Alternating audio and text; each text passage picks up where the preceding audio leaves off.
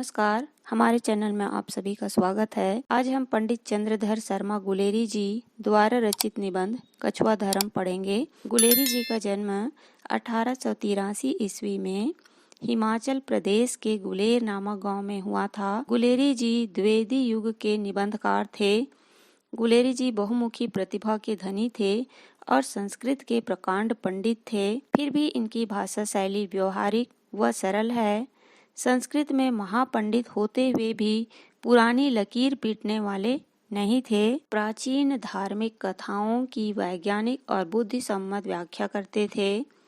1902 में मासिक पत्रिका समालोचक का संपादन किया था। आचार्य रामचंद्र शुक्ल ने इन्हें अमर कथा शिल्पी की संज्ञा से विभूषित किया था। गुलेरी जी की रचनाएं सुखमय जीवन, बुद्धू का कांटा, उसने कहा था प्रमुख कहानियां हैं। उनके निबंधों में कछुआ धर्म, मारे सी मोही कुठाव, जय जमुना मैया की, काशी की नींद, काशी के नुपुर, अमंगल के स्थान पर मंगल शब्द आदि। कछुआ धर्म निबंध एक व्यंग्यात्मक निबंध है। इसमें लेखक कछुआ धर्म का उदाहरण देते हुए उसकी तुलना मनुष्य के इस व्यवहार से किया है जिसमें वह समस्या का सामना नहीं करना चाहता। संकट आने पर संघर्ष करने या समाधान ढूंढने के बजाय समस्या से भाग जाना चाहते हैं। कछुआ धर्म कायरता का प्रतीक है।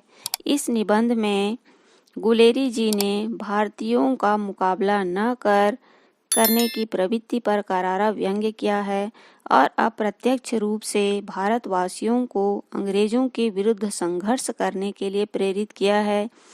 इस निबंध के माध्यम से उन्होंने आर्य तथा अनार्य के आपस में विवाद का वर्णन किया है। यहाँ पर आर्य का अर्थ है धर्म को मानने वाले और अनार्य का अर्थ है धर्म को न मानने वाले। आर्य और अनार्य को यहाँ उदाहरण स्वरूप लिया है लेखक ने। इसमें बताया गया है कि किस तरह अनार्यों की अपने भाई आर्यों से अनबन हो गई थी। आर्य सप्त सिंधुओं को आर्यवर्त बनाना चाहते थे, जबकि अनार्य लोग असुर ही बने रहना चाहते थे। आर्यजन आई हुई समस्या का सामना न करके उससे बचाव का ही रास्ता ढूंढते थे। जैसे इंद्र को ही ले लीजिए, देवराज इंद्र को जब असुरों का आक्रमण होता था तो हमेशा उनका सामना करने के बजाय छुप जाते थे या उनसे बचने का रास्ता ढूंढते थे।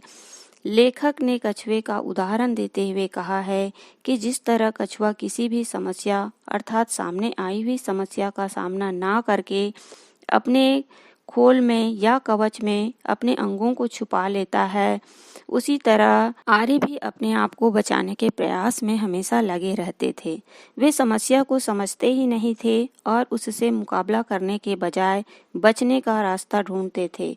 लेखक ने कछुआ के इसी स्वभाव को कछुआ धर्म कहा है। इसके माध्यम से गुलेरी जी ने हिंदुस्तानी सभ्यता को एक नए विचारणीय आयाम प्रदान किए हैं। लेखक का कहना है कि जब पुर्तगाली व्यापार करने भारत आए थे तो उन्होंने व्यापार के साथ साथ अपने धर्म का भी प्रचार करने की सोची। इसलिए उन्होंने साजिश की और एक पादरी ने यह कह दिया कि मैंने कुएं में अभी कछुआ डाल दिया है। सभी लोगों ने सुना, पर किसी ने यह नहीं सोचा कि अज्ञानता में किया गया पाप नहीं कहलाता।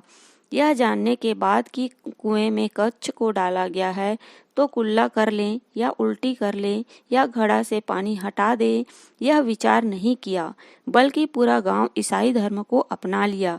यहाँ हिंदुओं ने समस्या का हल निकालने के स्थान पर पलायन स्वीकार कर लिया। लेखक ने मनुष्य की इसी भीरू प्रवृत्ति जैसे सत्य का साथ न देना, अन्याय के विरुद्ध आवाज न उठाना, अनुचित स्थितियों में बिना विरोधाभास के समायोजित हो जाना आदि पर व्यंग्य किया है। कछुआ धर्म विचारात्मक व्यंग्यात्मक निबंध है। गुलेरी जी ने स्पष्ट रूप से यह समझाने का प्रयास किया है कि मर्यादा और सीमा में रहकर संयोजित रूप से कार्य करते हुए मानवीय मूल्यों का संरक्षण करना नैतिकता, समन्वयता, सौहार्द, जैसे गुणों का सर्वव्यापी बनाना हमारा कर्म होना चाहिए। जब तक हम कछुआ धर्म त्याग कर अन्याय के विरुद्ध आवाज नहीं उठाएंगे, तब तक एक स्वच्छ समाज की कल्पना करना निरर्थक है। हिंदू सभ्यता कछुआ धर्म का पालन बड़ी तल्लीनता से करता है। जिस प्रकार कछुआ विषम परिस्थितियों में अपना सिर छुपा लेता है और अपनी पीठ को ढाल बनाकर समस्या से बच निकलने की कोशिश करता है, ठीक वैसा ही भारतीय समाज आज करने लगे हैं। इस निबंध में अप्रत्यक्ष रूप से संघर्ष करने की ओर प्रेरित किया गया है और स्वयं विवेक से कार्य करने का संदेश दिया गया है।